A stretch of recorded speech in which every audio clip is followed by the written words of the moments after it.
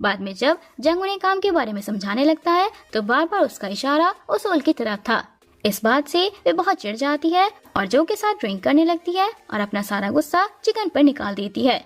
इधर जंग भी सेक्रेटरी से उसकी सारी बुरी आदतों के बारे में बात करता था। ऐसा लग रहा था कि मानो दोनों के बीच अभी ही जंग छिड़ने वाली है। नेक्स्ट डे ओसोल अपना काम खत्म करके जा रही थी कि सामने कुछ एम्प्लॉइज को देखकर खुद को भी उन्हीं की जगह पर काम करते हुए इमेजिन करती है। तभी एक गर्ल आकर जानबूझकर कॉफी गिराकर उसे क्लीन करने के लिए कहती है। ओसोल बिना कुछ कहे क्लीन करती है तो वे गर्ल उसकी हील भी क्लीन करने के लिए कहती है। ओसोल मना करती है तो वे मैनेजर को बुलाती है और मैनेजर आकर उसे बुरा भला बोलने लगता है। ओसोल भी उन्हें सॉरी कहती है।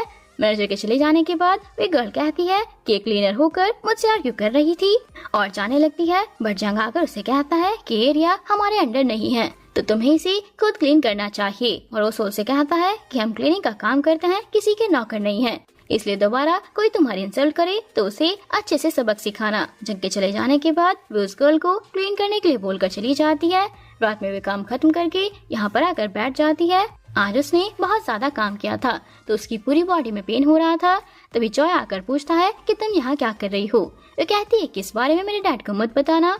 बातों बातों में जॉय कहता है कि तुम जल्दी ही तुम्हारी लव लाइफ में एंटर करने वाली हो, वो नॉर्थ साइड से मिलेगा।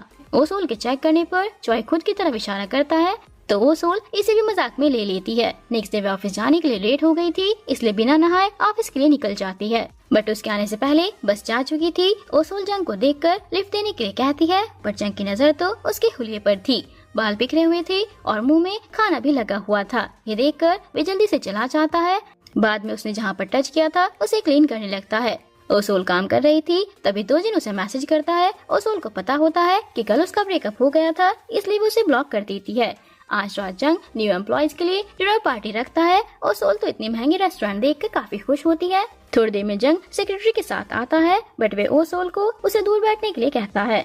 सिर्फ इतना ही नहीं, वह हर टाइम उसकी अजीब हरकतों को ही नोटिस करता रहता है। ओसोल भी खूब सारा ड्रिंक कर लेती है।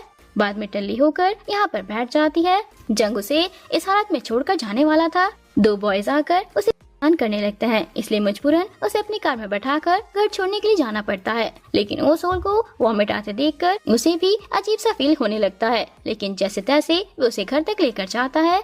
तभी दोजिन आकर ओसोल को ले जाना चाहता है लेकिन वे जाने से मना करके उसे बुरा भला बोलने लगती है। जंग भी ओसोल का दूसरा हाथ पकड़कर रोक लेता है कि वो तुम्हारे साथ नहीं जाएगी। दोजिन पूछता है कि तुम कौन हो। वो कहता है कि मैं उसका बॉस हूँ। फिर दोनों में ओसोल को लेकर खींचातानी स्टार्ट हो जाती है। तभी ओदोल और चॉय दोनों बाहर आ रहे थे और उन्हें देखकर उनके पास आते हैं। जंग ओदोल से पूछता है कि तुम उसके भाई हो ना। वह हाँ कहता है तो वे ओसोल को उसे घर ले जाने के लिए बोलकर चला जाता है। लेकिन ओसोल भागती हुई आकर उसके पॉकेट में एक पैकेट रखकर थैंक यू बोलकर चली जाती है। जंग पहले तो कुछ नहीं समझ पाता बट जैसे ही पॉकेट से पैकेट को निकालता है तो शॉक की वजह से चीखने लगता है।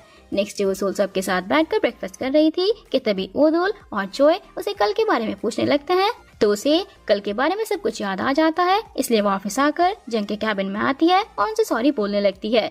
इधर जंग अपनी मॉम के साथ आर्ग्यू कर रहा था। उसे अपनी मॉम से इस बात का गुस्सा था कि वो उसे छोड़कर क्यों चली गई थी। जब वे बाहर आता है तो सामने ओसोल को देखकर थोड़ा अनकंफर्टेबल फील करता है। लेकिन ओसोल अनजान बनकर कहती है कि मैं यहाँ आपसे कल रात के लिए सॉरी बोलने आई थी। बट वे उसे इग्नोर करके चला जाता है।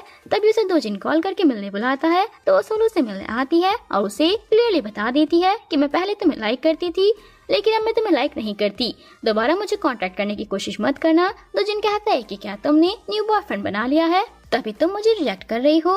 वो भी उसे झूठ कह देती है कि हाँ वो मेरा बॉस है। दोजिन ने तो कल उसकी बॉस जंग को देखा था इसलिए वो सच मान लेता है कि तभी वो तुम्हें घर छोड़ने आया था। रात में ओसोल और जंग कोइंसिडेंटली मिल जाते हैं तो ओसोल उसे अश्योर करती है कि मैंने कुछ नहीं सुना और आपकी मॉम आपसे बहुत प्यार करती हैं।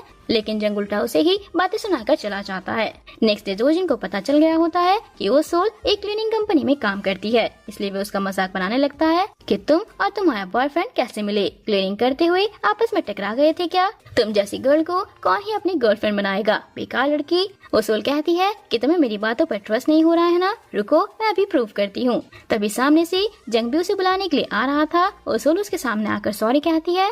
जंग कुछ बोल पाता कि तभी उसे पकड़कर किस कर लेती है।